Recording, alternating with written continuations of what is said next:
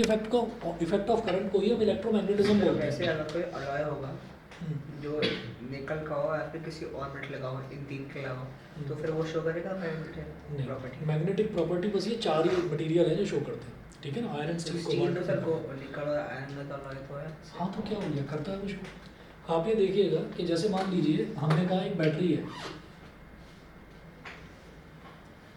और इस बैटरी से हमने एक वायर कनेक्ट कर रखा है ऐसे, ठीक है। अब इसमें करंट फ्लो कर रहा है, आई करंट फ्लो कर रहा है। अब हमने क्या करा कि ये छोटी सी कोई कील है, एक और कील है, और कोई मतलब लोहे का कोई और टुकड़ा है ऐसे, तो ये सारे टुकड़े आकर इस पर चिपक जाएंगे। और जैसे ही हमने यहाँ पर स्विच लगा रखा है, जैसे ही हमने इसको स्विच को ऑफ कर दिया, मतलब कनेक्शन हटा दिया, तो ये सारे के सारे छूट जाएंगे। तो इसी को इलेक्ट्रोमैग्नेट बोलते हैं। तो अब आप ये देखो कि जब कभी हमारे पास कोई छोटा सा मैग्नेट का टुकड़ा होता है और कोई कील रखी हुई है या कोई और लोहे का टुकड़ा रखा हुआ है, मैं उसको मैग्नेट के पास लेकर गया, उसने फटाक से उसको पकड़ लिया, चिपक गया वो उसमें। फिर आप क्या करते हैं, आप उसको छुड़ाते हैं हाथ से छुड़ाते हैं। तो अब इसी तरीके से अगर मान लीजिए डंप यार्ड है, उस डंप यार्ड में कोई बड़ी सी मैग्नेट को घुसा दे अंदर और फिर उसको बाहर निकालेगा, तो फिर एक बंदा और लगाना पड़ेगा वहाँ पर। चल भाई तू इस पर जो है ना ये सारा का सारा कचरा छोड़ा, है ना। तो वो छुड़ाएगा कैसे, वो कहेगा जी मैं तो गंदा हो जाऊँगा, है ना, और कहाँ मैं बार बार इस पर लटकूँ मैं जाकर। तो उसी का जो सॉल्यूशन है, उसी का सॉल्यूशन है इलेक्ट्रोमैग्नेट। इलेक्ट्रोमैग्नेट का काम क्या है कि वही जो बंदा जो ड्राइव कर रहा है, उसको जो चला रहा है, उसी के पास अंदर एक स्विच है। उस स्विच को उसने चालू करा, पहले तो वो उसको पूरा अंदर तक जितना जा सकता है, उस कूड़े का जो ढेर है, ढेर में जितना अंदर जा सकता है वो चला जाएगा। जब वो जाएगा तो जाने के बाद में फिर वो मैग्नेट का उसका जो करंट है, जो इलेक्ट्रोमैग्नेट लगी हुई है, उसका जो करंट है उसको ऑन कर देगा। जैसे ही करंट को ऑन करेगा तो उस उधर ही कचरे में से, प्लास्टिक में से और गंदगी में से, सब जगह में से जितना भी आयरन के पीसेस हैं, स्टील के पीसेस हैं, कोबाल्ट और निकल के पीसेस हैं, सारे के सारे आकर उस पर इलेक्ट्रोमैग्नेट पर चिपक जाएंगे। फिर वो उसको खींचेगा। अब वो करंट इतना पावरफुल है कि वो उसकी चिपकन छूटेगी नहीं। जो चिपक गया तो बिल्कुल एकदम चिपक गया उससे। अब उसने उसको बाहर निकाल लिया। फिर बाहर निकालने के बाद में फिर एक खाली ट्रक खड़ा रहता है वहाँ पर। उस खाली ट्रक का जो ओपन एरिया है, उस ओपन एरिया में उसको वो मोड़ कर डाल देता है और डालने के बाद स्विच ऑफ कर देता है।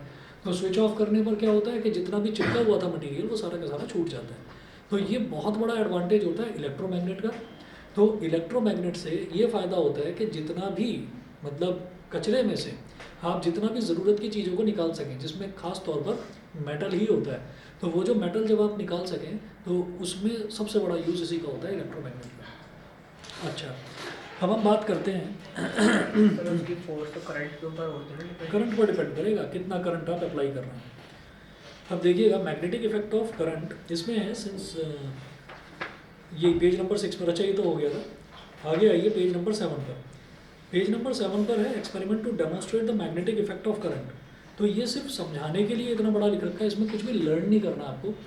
ये एक्सपेरिमेंटल डेमोन्स्ट्रेशन है कि एक करंट कैरिंग वायर में मैग्नेटिज्म प्रोड्यूस होता है। तो कैसे होगा देखिए हमने ये कहा कि यहाँ पर एक बैटरी लगी हुई है और इस तरीके से ये है। तो यहाँ ये पॉजिटिव टर्मिनल, ये नेगेटिव टर्मिनल, तो पॉजिटिव से करंट निकलेगा, इस तरफ जाएगा। सर जैसे इलेक्ट्रिसिटी को इंसुलेट करते हैं वैसे इलेक्ट्रोमैग्नेटिज्म को भी इंसुलेट कर सकते हैं या फिर नहीं? उसको इंसुलेट करेंगे तो अपना काम ही बढ़ेगा उल्टा, मतलब उसको इंसुलेट करने की ज़रूरत नहीं है, वजह से क्योंकि कर वो सकते हो ना? हाँ करा जा सकता है। लेकिन वो क्या है ना कि वो जो इलेक्ट्रोमैग्नेट है उसको छुआ जा सकता है, वो करंट नहीं प्रोड्यूस करेगी, वो करंट प्रोड्यूस नहीं करेगी। तो अब आप ये देखिएगा कि यहाँ पर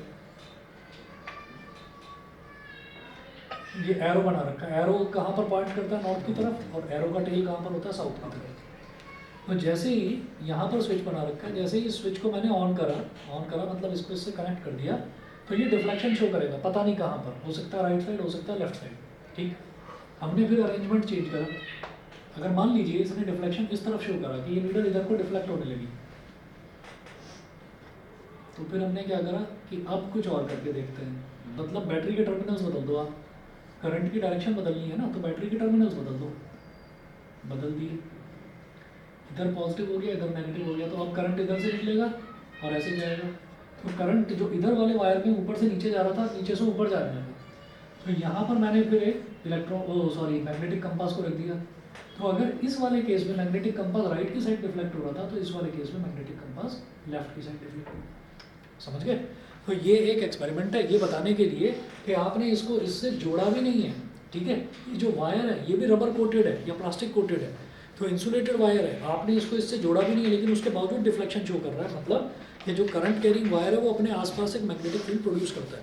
मैग्नेटिक फील्ड है तभी मैग्नेटिक कंपास डिफ्लेक्शन शो कर रहा है। समझ गया मेरी बात, ठीक है। अब देखिएगा आप इधर पेज नंबर 8 पर आ जाइए।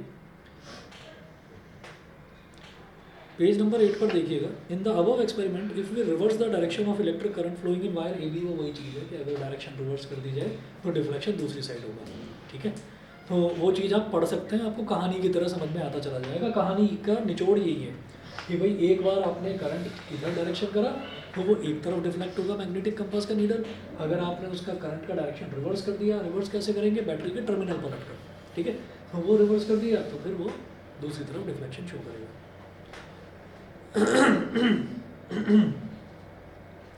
अब पेज नंबर 8 पर देखिए, नोट करके जो लिखा हुआ है, a concealed current carrying conductor can be located due to the magnetic effect of current by using a plotting compass. Concealed current carrying conductor का मतलब वही है कि कोई पुरानी खंडर जैसी बिल्डिंग है और उसमें कभी इलेक्ट्रिसिटी भी हुआ करती थी, अब उसके रेनोवेशन का काम का पूरा कॉन्ट्रैक्ट किसी कंपनी को दे दिया गया है।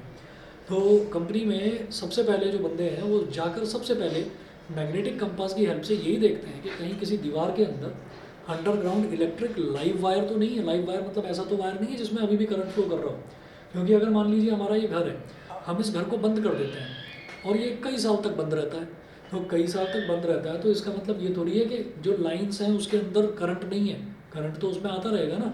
हाँ, इतना ज़रूर है कि हमारा बैलेंस बढ़ता रहेगा बढ़ता रहेगा बढ़ता रहेगा, और जो मतलब ये विद्युत वितरण वाले जो होते हैं, इलेक्ट्रिसिटी बोर्ड वाले जो होते हैं, इनके नोटिस आते रहेंगे घर पर, ठीक है। तो आप ये समझिएगा कि ये जो चीज़ है इसमें कुछ कहा नहीं जा सकता कि कब किस बिल्डिंग के अंदर कोई लाइव वायर मिले। अब उस लाइव वायर या बिल्डिंग की कोई मतलब बार बार उसको तोड़ रहे हैं, तो तोड़ने के लिए अगर मान लीजिए कोई बुलडोज़र भी आया तो वो भी तो मतलब लोहे का ही बना रहता है ना। अब जिस बंदे ने चलाया पता चला उसी को करंट लग गया कि अंदर लाइव वायर थी। तो इसलिए इसका फ़ायदा ये होता है मैग्नेटिक कंपास का कि अगर किसी दीवार के अंदर भी कहीं कोई वायर है और उसमें करंट फ्लो कर रहा है तो आप वहाँ से अगर मैग्नेटिक कंपास को गुजारेंगे तो मैग्नेटिक कंपास डिफ्लेक्शन शो करेगा। समझ गए, ठीक है। तो for example if a plotting compass is moved on a wall, अगर उसको दीवार पर घुमाया जाए, its needle will show deflection at the place where current carrying wire is concealed. Wire concealed का मतलब क्या है कि ये जो फ़ैन है और फैन में फ़ैन का स्विच उधर दे रखा है, तो यानी कि उस वॉल से अंदर से वायर आ रखा है यहाँ पर। तो वो जो वायर अंदर है दीवार के अंदर जो है अंडर द वॉल है, उसी को हम बोलते हैं कंसील्ड करंट कैरिंग कंडक्टर। हाँ जी, कुछ बोल रहे हैं, बताओ अर्जुन, कुछ कह रहे थे? No sir. नहीं, ठीक है, चलिए जी। उसके बाद अगला देखिएगा, magnetic field patterns produce by current carrying conductors having different shapes. तो करंट कैरिंग कंडक्टर्स जो हैं वो अलग अलग शेप्स के होते हैं। जैसे यहाँ पर देखा, यहाँ पर तो एक वायर की हमने बात करी करंट कैरिंग कंडक्टर की। अब हम कहेंगे 3 अलग अलग तरीके के होते हैं।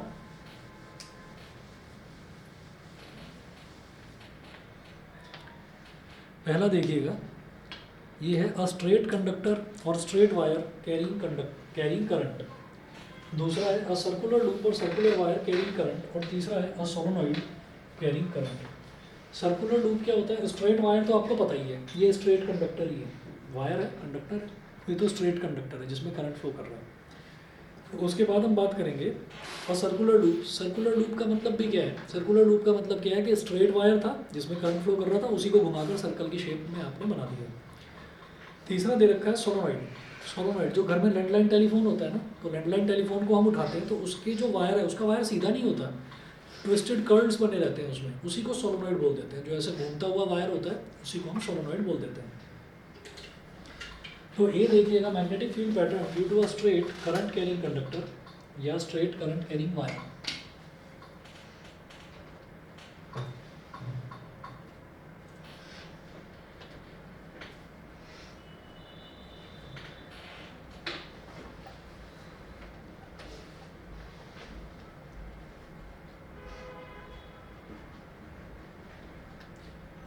Magnetic field pattern due to a straight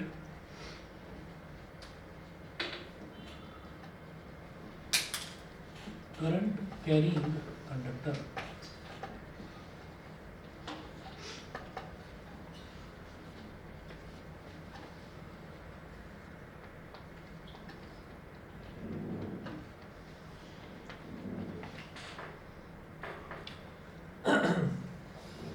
जैसे मान लीजिए कार्डबोर्ड है हमारे पास ऐसे,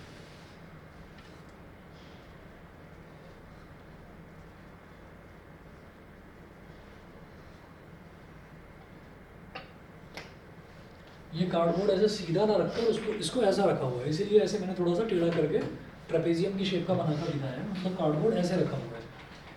अब हमने क्या करा कि इसमें से वायर है, तो वायर के बराबर हमने होल्ड करके वायर को इसमें जैसे माला को पिरो देते हैं तो वैसे वायर को पिरो दिया इसमें।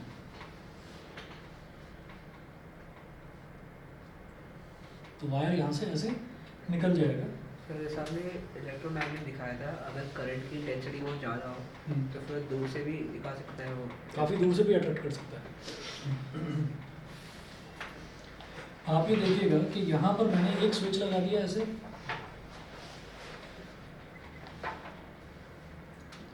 और इधर एक बैटरी लगा दी, नेगेटिव पॉजिटिव नेगेटिव पॉजिटिव।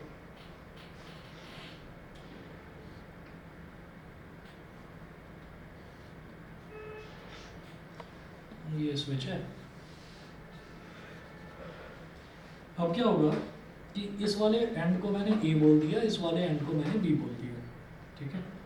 तो पॉजिटिव वाले टर्मिनल से करंट निकलेगा और नेगेटिव की तरफ जाएगा, तो करंट ऐसे जा रहा है। तो एक ना मैक्सवेल का राइट हैंड थंब रूल होता है, मैक्सवेल एक साइंटिस्ट था, उसने राइट हैंड थंब रूल दिया था। राइट हैंड थंब रूल ऐसे था कि अगर मान लीजिए कोई भी हमारी अगर कोई भी वायर है, तो उस वायर में आप ये देखिएगा कि ये अगर ऐसे वायर है, तो इस वायर को हमने ऐसे पकड़ना है कि जिस डायरेक्शन में करंट जा रहा है हमारा थंब उस डायरेक्शन में जो है वो उस डायरेक्शन में हमारा थंब पॉइंट करे। तो हमारा थंब अगर करंट ऐसे जा रहा है, हमने उसको ऐसे पकड़ लिया, ठीक। तो इसका मतलब क्या है कि ये जो हमारी फिंगर्स स्विर्ल कर रही है ना, जो हमारी फिंगर्स स्विर्ल कर रही हैं, ये मैग्नेटिक फील्ड का डायरेक्शन शो कर रही है, ठीक है। मैग्नेटिक फील्ड जो होते हैं, मैग्नेटिक फील्ड क्या होते हैं, मैग्नेटिक फील्ड स्ट्रेट लाइंस तो नहीं होती, मैग्नेटिक फील्ड तो क्लोज्ड कर्व्स होते हैं ना, लूप्स होता है। वो हम ये कहते हैं कि मैग्नेट अगर है तो मैग्नेट में बाहर अगर देखा जाए तो नॉर्थ पोल से स्टार्ट होकर और एक लूप बनता है, एक कर्व बनता है, साउथ पोल पर आकर खत्म हो जाता है एक्सटर्नली। लेकिन अगर मैग्नेट के अंदर देखा जाए तो वो साउथ से नॉर्थ की तरफ जाता है। तो मैग्नेट के अंदर वाली चीज़ क्योंकि हमको दिखाई नहीं देती और हम उसके अंदर जाकर देखना भी नहीं चाहते, क्योंकि अगर हम मैग्नेट के अंदर जाकर देखेंगे तो मैग्नेट ही खत्म हो जाएगी ना, मैग्नेट को तोड़कर उसके अंदर चेक करेंगे कि भाई यहाँ पर कितना मैग्नेटिक फील्ड है। तो ये चीज़ ऐसा होता है कि बाहर की जो लूप्स हैं वो कहाँ से कहाँ तक होता है, नॉर्थ से साउथ और अंदर साउथ से नॉर्थ, यानी कि क्लोज्ड कर्व्स बनते हैं। तो अगर कोई स्ट्रेट करंट कैरिंग वायर है तो as per Maxwell's right hand thumb rule ये करंट ऐसे जा रहा है, तो आपने एज्यूम करा कि आपने वायर को ऐसे पकड़ लिया है, तो आपकी फिंगर्स जो है वो ऐसे घूम रही है, ठीक है। ऐसे घूमने का मतलब क्या है कि अब अगर आप इसको ऊपर से देखेंगे, फिंगर्स आपकी ऐसे घूम रही हैं, अब आप इसको ऊपर से देखेंगे तो ऐसे आपका जो मैग्नेटिक फील्ड है वो ऐसे जा रहा है। तो ये जो डायरेक्शन है, ये डायरेक्शन क्या है, ये वाली डायरेक्शन क्या है कि क्लॉक इस तरह से चलती है, तो ये क्लॉक की उल्टी डायरेक्शन होगी, इसको बोलते हैं anti clockwise direction, anti clockwise direction. वहीं उल्टा सोचो कि अगर हमने टर्मिनल पलट दिए तो वायर में बी से ए तक करंट जाएगा, यानी कि करंट ऐसे जा रहा है। जब करंट ऐसे जा रहा है तो हमारा थंब ऐसे, तो फिंगर्स हमारी ऐसे एनसर्कल कर रही हैं।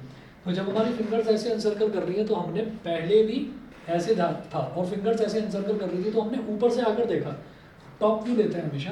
तो हमने जब टॉप व्यू लेगा तो हमने कहा कि ये ऐसे घूम रही है यानी कि एंटी क्लॉकवाइज। अब वो ऐसे जा रहा है तो फिर मैं टॉप से देखूंगा तो फिंगर्स ऐसे एनसर्कल कर रही है, यानी कि हमारा जो टर्न है वो कैसा हो गया, ऐसे, यानी कि क्लॉकवाइज, ठीक है। नहीं समझे?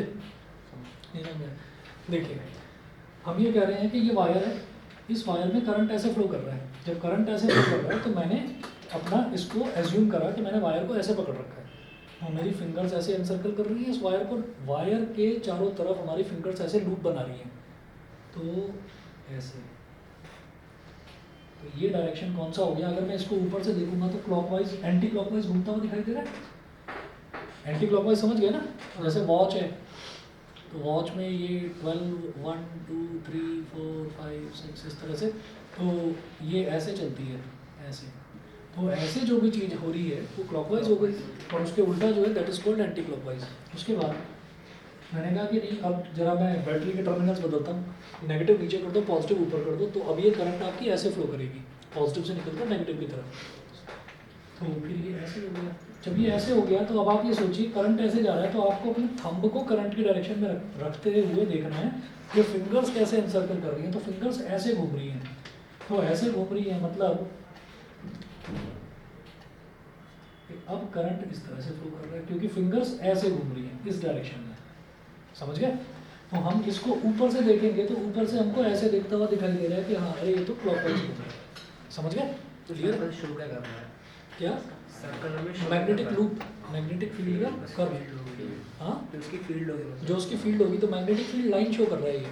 अब क्या है कि यहाँ पर मेरे को नहीं समझ में आ रहा ना कि अरे भाई मैग्नेट है, तो मैग्नेट का लूप में कैसे बताऊंगा, नॉर्थ से साउथ तक बताऊंगा, नॉर्थ का है साउथ का है, ये तो वायर है ना, इस वायर में नॉर्थ और साउथ तो कहीं है ही नहीं, तो फिर मैग्नेटिक फील्ड लाइन कैसे बनाएंगे। तो मैग्नेटिक फील्ड लाइन बनाना तो पॉसिबल ही नहीं है, उसके लिए तो नॉर्थ और साउथ चाहिए, तो मैं नॉर्थ से साउथ तक घुमाऊंगा उसको, अब नॉर्थ और साउथ दिख नहीं रहा है, तो फिर मैक्सवेल ने बताया कि भाई इसमें मैग्नेटिक फील्ड के लिए आपको नॉर्थ और साउथ देखने की ज़रूरत ही नहीं है, आप करंट का डायरेक्शन लो, आप ये एज्यूम करो कि अगर स्ट्रेट वायर है तो आप थंब का डायरेक्शन वायर की तरफ रखो, करंट की तरफ रखो, और फिर देखो कि आपके फिंगर्स कहाँ पर एनसर्कल कर रही हैं, और राइट हैंड से ही लेना है, लेफ्ट से नहीं लोगे, लेफ्ट से लोगे तो उल्टा हो जाएगा, समझ गए।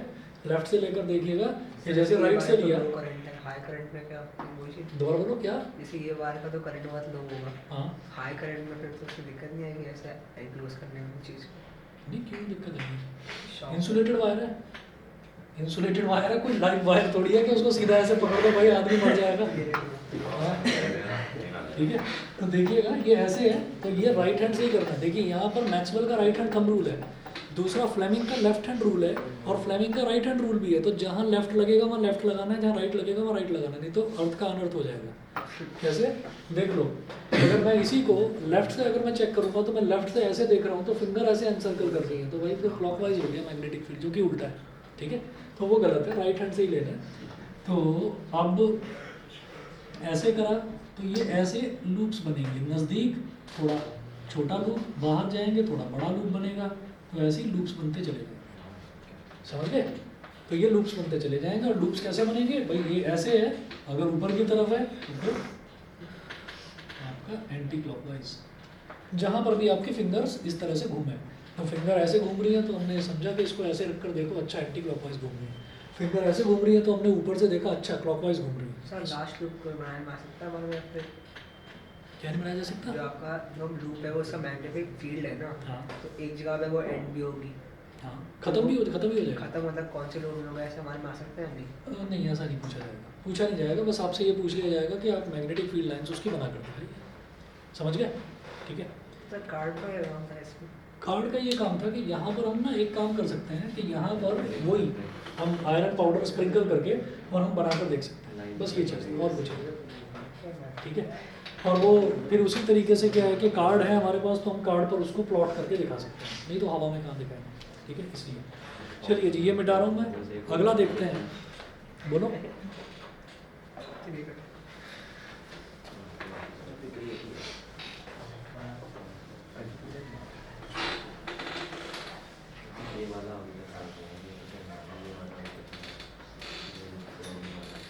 हाँ जी, अगला देखिएगा,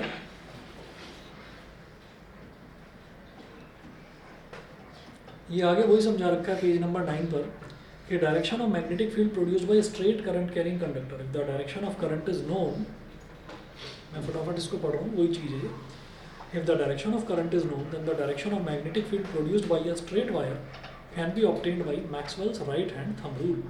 According to Maxwell's right hand thumb rule, imagine that you are grasping or holding the current carrying wire in your right hand so that your thumb points in the direction of current.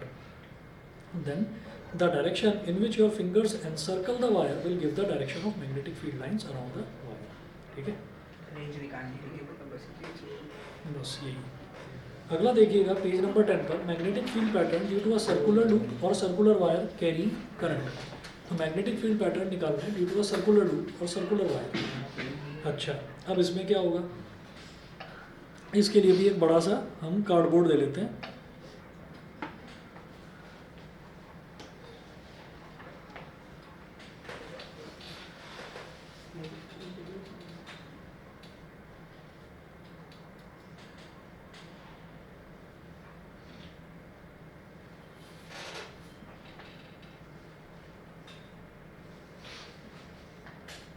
तो ये cardboard भी समझ लीजिए कि इस तरह से रखा हुआ है, जैसे कि कोई टेबल हो ऐसे है। और हमने क्या करा कि जैसे एक स्ट्रेट वायर था, तो स्ट्रेट वायर को बैटरी से कनेक्ट कर रखा है, लेकिन वायर को ऐसे घुमा दिया, उसको सर्कुलर शेप दे दी हमने।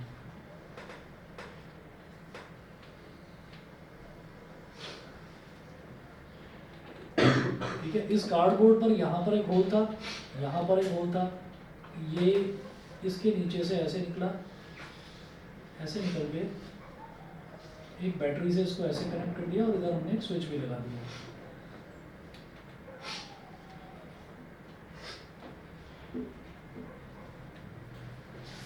तो यहाँ पॉजिटिव टर्मिनल है, ये नेगेटिव टर्मिनल है, तो पॉजिटिव टर्मिनल से करंट निकला, आई निकला यहाँ से, और निकल के ऐसे होते हुए यहाँ से ऐसे, फिर ऐसे ऐसे, अल्टीमेटली पॉजिटिव से घूम फिर कर वो नेगेटिव में आ गया। अब क्या होगा कि यहाँ पर भी हर जगह हमको मैक्सवेल का राइट हैंड थंब रूल ही लगाना है। देखिएगा, आप डायग्राम देखिए जो नोट्स में दे रखा है, हम हैं पेज नंबर 10 पर। तो यहाँ पर देखिएगा कि इधर क्या दे रखा है कि जैसे मान लीजिए ये है, तो यहाँ पर अगर मैं अपने थंब का डायरेक्शन ऐसे करूँ और फिंगर्स का एनसर्कलमेंट देखूँ, ये फिंगर एनसर्कल कहाँ पर कर रही है, तो फिंगर्स जो हैं वो एंटी क्लॉकवाइज डायरेक्शन में एनसर्कल कर रही है। तो इस पॉइंट के पास अगर मैं देखूँ तो यहाँ पर ऐसे एंटी क्लॉकवाइज एक लूप, एंटी क्लॉकवाइज दूसरा लूप, एंटी क्लॉकवाइज तीसरा लूप, ऐसे लूप बनते चले जाएंगे।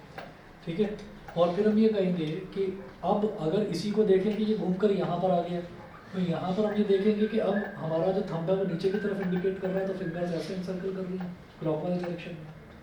तो क्लॉकवाइज एक लूप, क्लॉकवाइज दूसरा लूप, क्लॉकवाइज तीसरा लूप। फिर क्या होगा कि इधर जो एक लूप बन रहा है, वो जो बड़ा लूप बनेगा तो वो ऐसा चला जाएगा, आगे से जाकर लूप कहीं कंप्लीट होकर आएगा। इसका जो बड़ा लूप बनेगा वो ऐसा चला जाएगा कि आगे से जाकर लूप कहीं कंप्लीट होकर आएगा, और बीच में एक लाइन ऐसी हो जाएगी जो बिल्कुल स्ट्रेट होगी ऐसी। तो स्ट्रेट लाइन का मतलब क्या है कि ये लूप जो है, ये लूप जो है ये इन्फिनिटी पर कहीं नहीं, पता नहीं कहाँ पर आगे इन्फिनिटी से ये घूमकर वापस आएगा, तो वो स्ट्रेट लाइन बन जाएगी। ठीक है, दोनों को बैलेंस कर दिया, क्योंकि आप ये देखिए इधर भी और इधर भी वायर हैं जो दोनों एक दूसरे को बैलेंस कर रहे हैं। इंटरेस्टिंग प्रॉपर्टी ये है कि दोनों की मैग्नेटिक फील्ड ऑफ लाइंस कभी भी इंटरसेक्ट नहीं करेंगी, मैग्नेटिक फील्ड ऑफ लाइंस कभी भी इंटरसेक्ट नहीं करती हैं। ठीक है, तो हो सकता है बहुत क्लोज क्लोज क्लोज क्लोज यहाँ पर हो जाए, लेकिन इंटरसेक्ट कभी नहीं करेंगे। समझ गए? तो इस तरीके से आप जो सर्कुलर वायर है, सर्कुलर वायर का मैग्नेटिक फील्ड पैटर्न बनाएंगे। इस पर डायरेक्ट क्वेश्चन नहीं आता, इस पर डायरेक्ट क्वेश्चन नहीं आता। जो आप ये समझ लीजिए कि कुछ ऐसा आपसे पूछा जाए कि भाई इसका कोई एप्लीकेशन आ गया, कि वो एप्लीकेशन बेस्ड है कि भाई सर्कुलर वायर है, सर्कुलर वायर में इस तरीके से मैग्नेटिक फील्ड जा रहा है, कुछ कैलकुलेट करने को पूछा जाए, ऐसा नहीं पूछा जाएगा। सीधा पूछा जाएगा आपसे कि आप ये बताइए एक मैग्नेटिक फील्ड आपको बताना है सर्कुलर वायर के केस में। तो जैसा ये लिखा हुआ है, जैसा डायग्राम है वैसा डायग्राम बनाएंगे और थोड़े से 2-3 आप थ्योरी के पॉइंट्स लिख देंगे, ज़्यादा डिटेल में जाने की ज़रूरत नहीं है, क्योंकि 5 नंबर का क्वेश्चन इसमें नहीं बनेगा, इसमें 3 नंबर का बन जाएगा। ठीक है, 5 नंबर का क्वेश्चन बनेगा फ्लेमिंग के लेफ्ट हैंड रूल पर, उसमें आएगा बड़ा सा केस स्टडी, उसमें बताएंगे एक चैम्बर है, चैम्बर में एक बंदा बैठा हुआ है, 2-3 क्वेश्चन मैंने नोट्स में इंक्लूड करे हैं, अभी आप देखेंगे समझ में आ जाएगा, अच्छे क्वेश्चन। ठीक है, तो एक ये हो गया magnetic field due to a circular wire, एक ये हो गया magnetic field due to a straight current carrying conductor या स्ट्रेट वायर। तीसरा होता है magnetic field due to a solenoid. ये मिटा रहा हूँ मैं, यहाँ तक क्लियर है भाई? ऑनलाइन वाले बताएं प्लीज़। Yes sir. ठीक है, रिद्धि, माही, अपूर्व, अर्जुन क्लियर है? आदित्य, चलिए ठीक है। अब देखिएगा नेक्स्ट जो है, इसमें आप कहें तो मैं एक बार फटाफट पढ़कर सुना देता हूँ। It has been found that magnetic field, ये पेज नंबर 10 पर ये सर्कुलर वायर वाला ही पढ़ रहा हूँ। It has been found that magnetic effect of current increases if instead of using a straight wire, the wire is converted into a circular loop. Here, a circular loop or circular wire is fixed to a cardboard sheet T When a current is passed through the circular loop of wire, a magnetic field is produced around it. The pattern of magnetic field due to a current carrying circular loop is shown in figure 10. नीचे जो figure दे रखी है 10. The magnetic field lines are circular near the current carrying loop. As we move away, the concentric circles representing magnetic field lines become bigger and bigger. At the center of the circular loop, the magnetic field lines are straight. तो वही है कि concentric circles का मतलब क्या है कि ऐसे circles जिनका center सेम है, एक लूप, दूसरा लूप, तीसरा लूप, ठीक है, धीरे धीरे धीरे धीरे loop is getting bigger and bigger, इधर भी लूप बड़ा होता जा रहा है, और ये जो सेंटर वाला लाइन है ये एक स्ट्रेट लाइन होगी, ठीक है। तो ये मैग्नेटिक फील्ड लाइन्स आपने यहाँ पर बनाकर दिखा दी। उसके बाद हम आते हैं सोलेनॉइड में।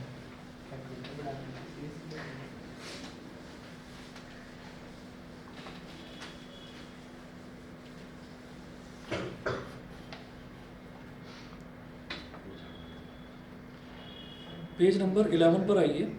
पेज नंबर 11 पर है the magnitude of magnetic field produced by a current carrying conductor और circular wire at its centre is directly proportional to the current passing through the circular loop. तो सर्कुलर लूप में ये देखा जाता है जो मैग्नीट्यूड है ना मैग्नेटिक फील्ड का, मतलब मैग्नेटिक फील्ड की कितनी स्ट्रेंथ है, वो डायरेक्टली प्रोपोर्शनल होता है करंट के, कि जितना ज़्यादा आप करंट प्रोवाइड कराएंगे मैग्नेटिक फील्ड उतना ही ज़्यादा प्रोड्यूस होगा, पहली चीज़। दूसरा, inversely proportional to the radius of the circular loop. Inversely proportional to the radius of the circular loop का मतलब क्या है कि अगर आप इस सर्कुलर लूप को बहुत बड़ा बना देंगे तो इसका मतलब क्या है कि आपने उसका रेडियस बहुत बड़ा ले लिया सर्कुलर लूप का, तो मैग्नेटिक फील्ड कम हो जाएगा। तो सर्कुलर लूप छोटा रहना चाहिए, ठीक है, और करंट ज़्यादा रहना चाहिए, तो मैग्नेटिक फील्ड ज़्यादा प्रोड्यूस होगा। हमें तो मैग्नेटिक फील्ड ज़्यादा प्रोड्यूस करने से मतलब है ना। तो मैग्नेटिक फील्ड ज़्यादा कब प्रोड्यूस होगा, जब ये करंट की वैल्यू ज़्यादा होगी क्योंकि उसकी वो डायरेक्टली प्रोपोर्शनल है, और जब ये सर्कुलर लूप ये ज़्यादा बड़ा ना होकर छोटा होगा। समझ गए, ठीक। अगला देखिएगा, note the strength of magnetic field can be increase by taking a circular coil consisting of a number of turns of insulated copper wire closely wound together. Thus, if there is a circular coil having n turns, the magnetic field produced by this current carrying circular coil will be n times as large as that produced by a circular loop of a single turn of wire. ठीक, single turn off wire का मतलब ये है कि भाई मैंने एक circular loop ले लिया, तो एक सर्कुलर लूप, अब देखिए मैग्नेटिक फील्ड का जो यूनिट होती है ना, मैग्नेटिक फील्ड की यूनिट होती है हेनरी, HENRY, हेनरी ऑर्स्टेड नाम था इनका, तो इन्होंने ऑर्स्टेड तो थोड़ा सा डिफिकल्ट है तो उन्होंने हेनरी दे दिया उसको नाम, ये हेनरी है भाई मैग्नेटिक फील्ड की यूनिट।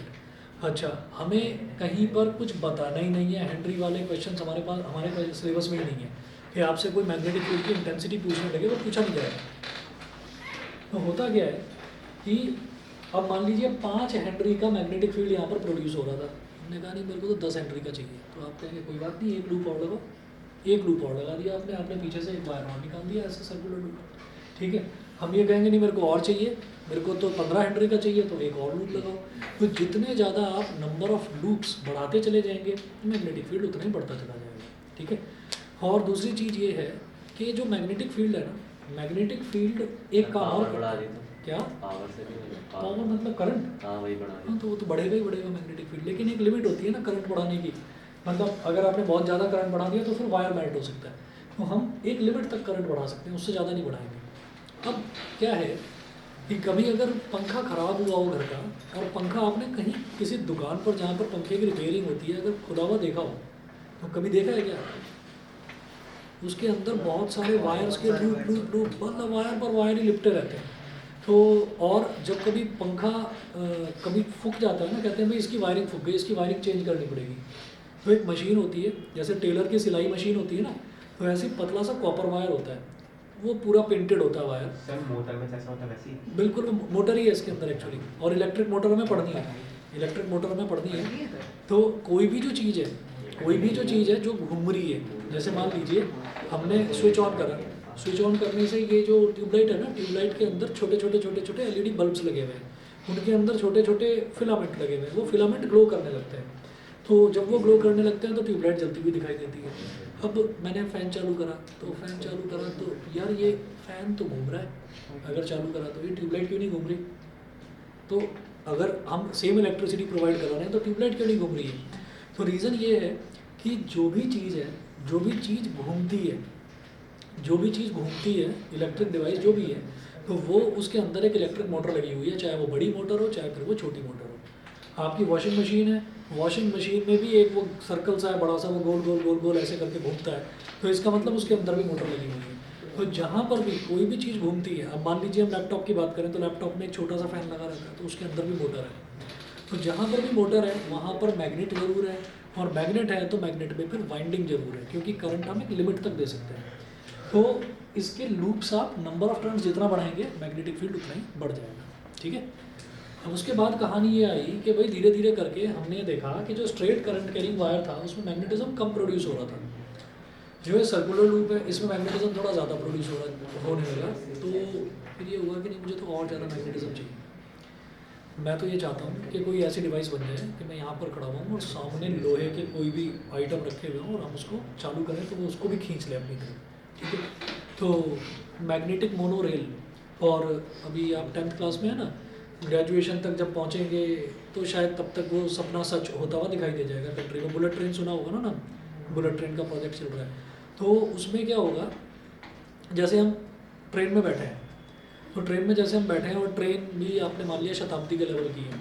अब शताब्दी के लेवल की ट्रेन जो है वो क्या करेगी, एकदम से झटके से जैसे चली, तो जैसे चली तो आप एकदम से due to your inertia of rest आप एकदम आपको पीछे की तरफ झटका लगेगा, ठीक है। अच्छा, अब जब वो रुकी बहुत स्पीड में थी तो आगे की तरफ झटका लगेगा due to inertia of motion.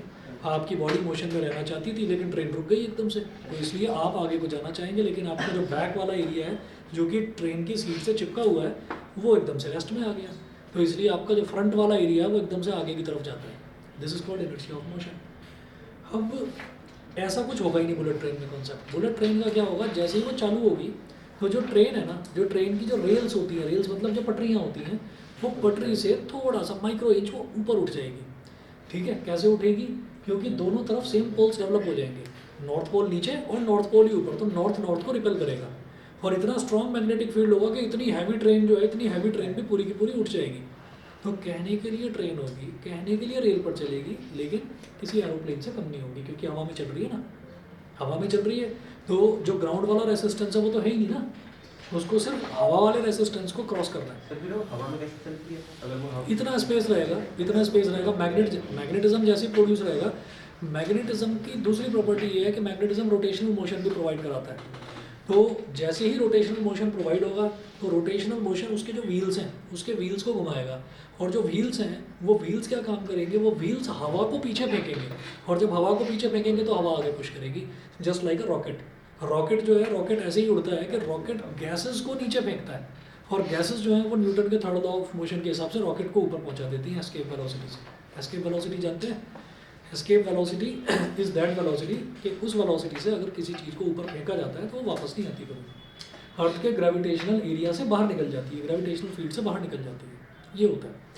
तो जो ये सपना भी है, और 2-4 साल में सर अगर ऐसी ट्रेन होगी तो उसकी डायरेक्शन कैसे पता चलेगी, लाइक वो हवा में तो है हाँ। मैग्नेटिक फील्ड की हाँ। वैसे, और अगर उसे डायरेक्शन बदलने पर डायरेक्शन बदलने के लिए भी कुछ मैग्नेटिज्म का ही कुछ ना कुछ चक्कर होगा, मतलब उतनी टेक्निकलिटी उन्हीं को पता होगी भाई जो इंजीनियर बनाएंगे, लेकिन जो बेसिक फंडा है कि उसको ये कहा जाता है कि मोनोरेल सिस्टम है। मोनोरेल का मतलब क्या है कि यार बैलेंस कैसे बनेगा, मोनो मतलब सिंगल, तो उसका बैलेंस कैसे बनेगा, वो गिर क्यों नहीं आती भाई। अभी तक तो बाई रेल सिस्टम है ना, डाई रेल मतलब प्लेटफॉर्म पर अगर आपने देखा होगा तो एक पटरी इधर होती है, एक पटरी इधर होती है, पैरेलल होती है, तो वो पैरेलल से धीरे धीरे मोनो पर आ जाएंगे हम, और जब मोनो पर आएंगे, जापान में यही है, तो जब हम मोनो पर आएंगे तो मोनो पर फिर सीधे सीधे चलेगी, और वो ट्रेन जो है उसमें चलने का झटका ऊपर की तरफ लगेगा और रुकने का झटका नीचे की तरफ लगेगा, उसमें आगे और पीछे वाला वो खत्म, ठीक है।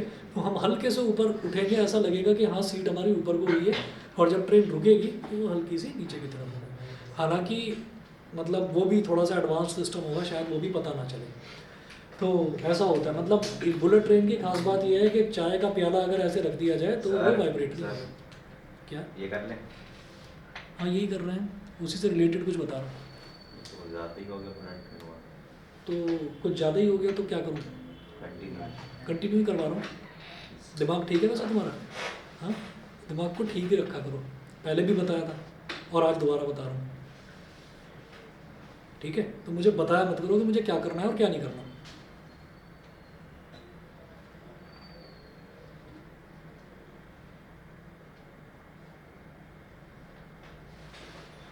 समझ में आ गया है ना। यस हाँ, दोबारा बताना ना पड़े मुझे।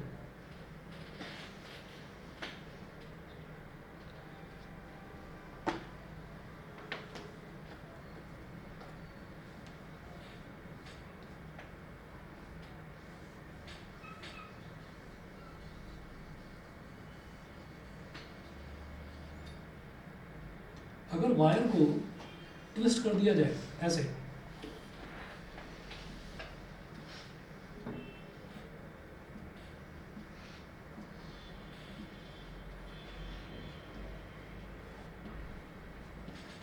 और इस तरीके से बैटरी जोड़ दी जाए,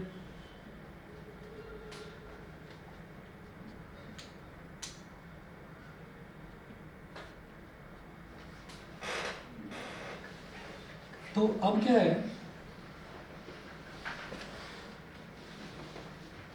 ये जो पॉजिटिव टर्मिनल है यहाँ से करंट निकला, और ये जो करंट निकला है, अब ये करंट ऐसे जाएगा, दिखाई दे रहा है, पॉजिटिव टर्मिनल से निकला तो यहाँ पर ऐसे गया, ऐसे गया, ऐसे गया, ऐसे ऐसे, ठीक है। तो हम ये कहेंगे कि अभी तक जैसे हमने स्ट्रेट लाइन देखी, हमने सर्कुलर लूप देखा, तो इसमें हमने ये देखा कि भाई हम मैग्नेटिक लूप्स जो देख रहे हैं, मैग्नेटिक लूप्स तो हमको लगातार दिखाई दे रहे हैं, लेकिन हमने अभी तक नॉर्थ और साउथ फेस नहीं देखा। हमें ये नहीं दिखाई दे रहा, जैसे मैग्नेट होती है ना, तो मैग्नेट में नॉर्थ पोल होता है और साउथ पोल होता है, तो वो नहीं दिखाई दे रहा है। तो हमने क्या करा, हमने वायर को ऐसे ट्विस्ट कर दिया। अब वायर्स को जब हमने ट्विस्ट करा, तो इधर से अगर मैं देखूंगा इस वायर को, तो मुझे ऐसे वायर में करंट जो है वो इस तरीके से जाता हुआ दिखाई देगा, यानी कि क्लॉकवाइज।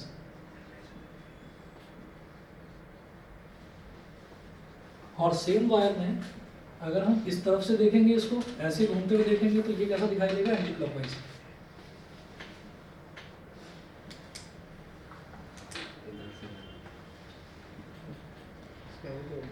अच्छा, और ये जो चीज़ हम देख रहे हैं कि क्लॉकवाइज है और एंटी क्लॉकवाइज है, तो इसको बोलते हैं क्लॉक फेज रूल।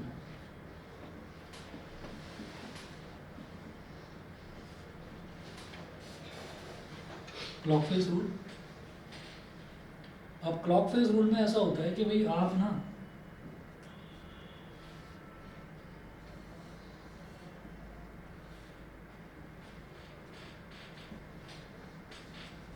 ऐसे एक एरो बनाते हैं, तो इसका मतलब क्या है कि क्या दिखाई दे रहा है आपको, ये साउथ फेस, मतलब एक तरफ से आप ये समझ लीजिए कि ये क्लॉकवाइज दिखाई दे रहा है,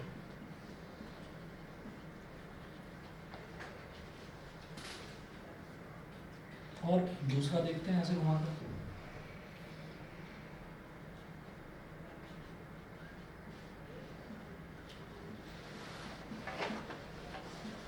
एंटी क्लॉकवाइज। तो आप ये देखिए, ये जो क्लॉकवाइज है ना, क्लॉकवाइज को कुछ लर्न करने के लिए ऐसा कर दिया कि भाई यहाँ पर ऐसे बना दो इस तरीके से, और ये कहते हैं कि भाई ये जो करंट है, करंट इस तरफ से जा रहा है ऐसे, तो ये वाला जो फेस है जहाँ पर क्लॉकवाइज होगा वो साउथ फेस होगा, तो ये क्लॉक फेस रूल है। और एंटी क्लॉकवाइज के लिए ये कर दिया गया कि भाई इसको ऐसे बना दो, इसको ऐसे बना दो। तो ये कह दिया गया कि ये जो ये इसका ये टिप है, ये एरो इस तरफ से जा रही है, तो जो जहाँ पर भी करंट आपका क्लॉकवाइज जाता हुआ दिखाई देगा वो साउथ फेस की तरफ काम करेगा, और जहाँ पर भी करंट आपका एंटी क्लॉकवाइज जाता हुआ दिखाई देगा वो नॉर्थ फेस की तरफ काम करेगा। बस ये बता दिया गया। क्योंकि यहाँ पर क्या होता है, जब सोलेनॉइड की हम बात करेंगे तो सोलेनॉइड में यहाँ से इस तरफ से ये जो क्लॉक वाइज जहाँ पर घूम रहा है और इधर एंटी क्लॉकवाइज घूम रहा है, तो मैग्नेटिक लाइन ऑफ फोर्स यहाँ से निकलेगी और यहाँ जाएगी, ठीक है। तो नॉर्थ से निकलेगी और साउथ में जाएगी। अब इसको इन्होंने तो इस तरीके से समझाया, मैं आपको एक तरीका बताता हूँ, अगर आपको वो ठीक लगे तो वैसे कर लेना, चाहे ऐसे कर लेना, क्योंकि clock face rule directly exam में नहीं पूछा जाएगा। बस ये सिर्फ इतना बताने के लिए है कि किसी भी लूप में कहीं पर अगर टर्न्स हैं, तो उस टर्न्स में अगर वो टर्न्स आपको क्लॉकवाइज दिखाई दे रही हैं, तो आप ये समझ लीजिए कि वहाँ पर साउथ फेस बन रहा है, मतलब वो साउथ पोल ऑफ मैग्नेट की तरह बिहेव करेगा। और कहीं पर भी टर्न्स अगर आपको एंटी क्लॉकवाइज दिखाई दे रही हैं, तो वो नॉर्थ फेस की तरह बिहेव करेगा, ठीक है। सोलेनॉइड है सर? हाँ, सोलेनॉइड ही तो है, सोलेनॉइड ही तो है। तो आप ये देखिएगा कि याद करने के लिए ये करा जा सकता है कि अगर मैं बोलता हूँ तो बोलने में क्या होता है, नॉर्थ पोल, तो नॉर्थ पोल में क्या है, एन है ना, एन है, तो एन और एंटी क्लॉकवाइज, तो मतलब शुरुआत जब इसकी होती है बोलने में तो क्या बोला जाएगा, एंटी, और वो क्या है, एन, तो एन और एंटी। तो अगर नॉर्थ पोल है तो एंटी क्लॉकवाइज डायरेक्शन है तो उसको मैं नॉर्थ पोल बोलूँगा, और अगर उसका उल्टा हो गया कि क्लॉकवाइज है तो क्लॉकवाइज को हम साउथ पोल बोलेंगे। तो कुल मिलाकर इसमें मैग्नेटिक फील्ड इस तरह से जाएगा। और क्योंकि हम ये जानते हैं कि मैग्नेटिक फील्ड लाइंस जो हैं वो क्लोज लूप्स होती हैं, तो क्लोज लूप्स ऐसे, ये अंदर साउथ से नॉर्थ की तरफ एन है, और ये ऐसे है।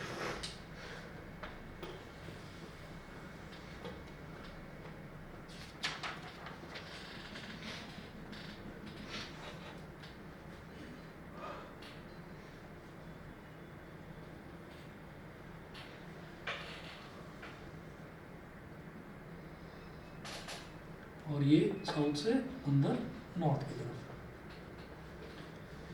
तो क्या होता है कि यहाँ पर जो मैग्नेटिक फील्ड लाइंस होती हैं इनसाइड अ सोलेनॉइड वो हमेशा पैरेलल स्ट्रेट लाइंस होती हैं, और बाहर जो है बाहर कर्व बनते हैं, बाहर कर्व्स बनते हैं। अंदर जो है अंदर हमेशा यूनिफॉर्म एरिया होता है, इसका यूनिफॉर्म मैग्नेटिक फील्ड होता है।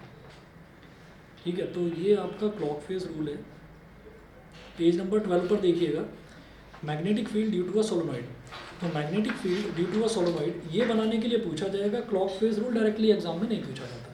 क्लॉक फेज रूल सिर्फ आपके समझने के लिए था।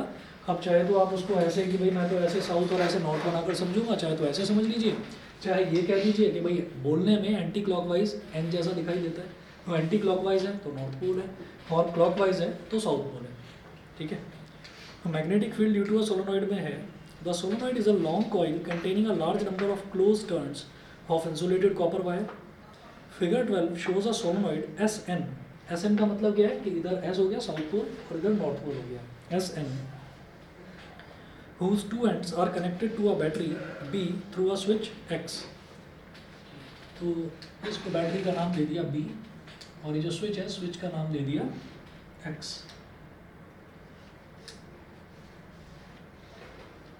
The magnetic field lines, switch पे आपने एरो से क्यों बनाई?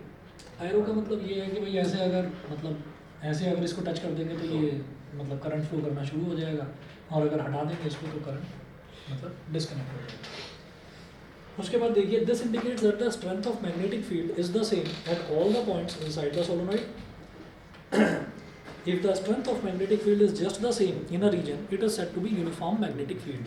तो क्योंकि यहाँ पर पैरेलल लाइंस हैं, पैरेलल लाइंस का मतलब क्या है कि बराबर बराबर गैप है उनमें, तो इसका मतलब क्या है कि यहाँ पर इसके अंदर सोलेनॉइड के अंदर जो है वो यूनिफॉर्म मैग्नेटिक फील्ड ही रहेगा। फिर है दस the magnetic field is uniform inside a current carrying solenoid. तो करंट कैरिंग सोलेनॉइड के अंदर मैग्नेटिक फील्ड जो है वो यूनिफॉर्म रहेगा।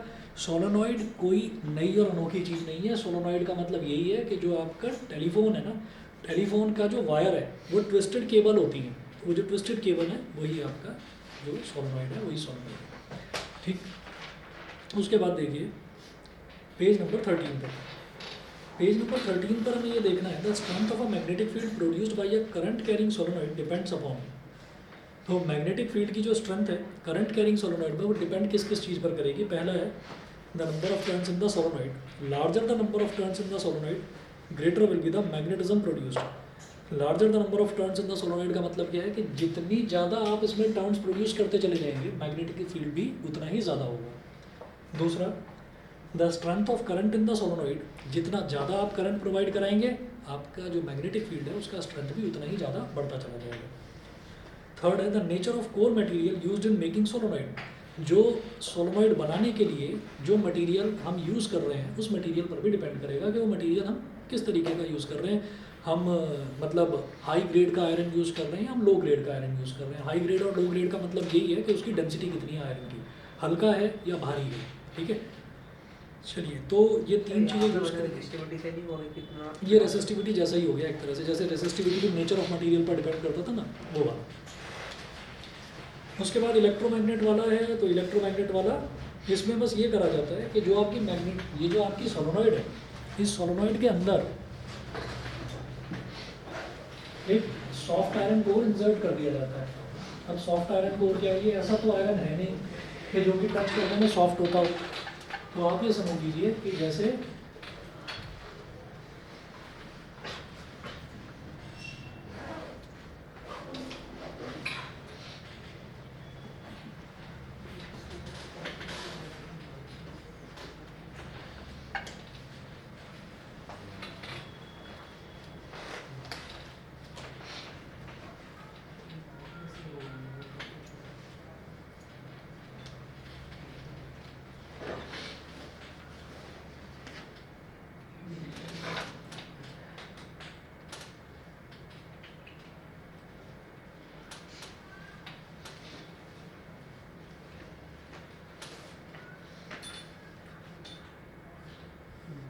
ये समझ लीजिए कि ये सॉफ्ट आयरन कोर, अब सॉफ्ट आयरन कोर का मतलब यह है कि एक ऐसा आयरन का एक ऐसा टुकड़ा जिसका मेल्टिंग पॉइंट जो है नॉर्मल आयरन से थोड़ा सा कम होता है, तो उसको सॉफ्ट आयरन कोर बोल देते हैं।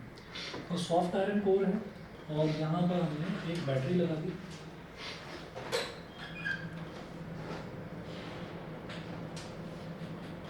इधर ये एक स्विच लगा रखा है हमने, ठीक है, स्विच को एक्स बोल दीजिए। ये बैटरी है, पॉजिटिव नेगेटिव टर्मिनल।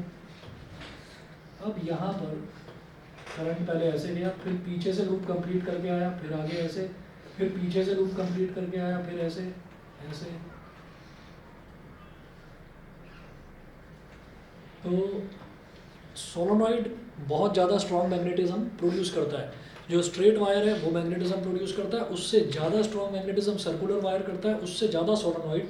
और सोलोनॉइड को भी और ज़्यादा अगर स्ट्रॉन्ग करना चाहिए, अगर हम करना चाहते हैं, तो हम क्या करेंगे, हम उसके अंदर एक सॉफ्ट आयरन कोर इंसर्ट कर देंगे, तो उससे क्या होगा, उसका मैग्नेटिज्म और कई गुना बढ़ जाएगा। ठीक है, तो यही जो मेन चीज़ है, सोलोनॉइड के अंदर अगर सॉफ्ट आयरन कोर इंसर्टेड है तो उसी को हम इलेक्ट्रोमैग्नेट बोल देते हैं। इसी को इलेक्ट्रोमैग्नेट बोल देते हैं। ठीक है जी, इतना करिए, बाकी नेक्स्ट क्लास में कराता हूँ। कल आपका पॉलिनोमियल और क्वाड्रेटिक का टेस्ट है, तो तैयारी करके आइएगा। सर इसी टाइम हाँ, 3:30 से 4:30 भी है, 8 से 9 भी है, जिसमें कंफर्टेबल हो आ जाए।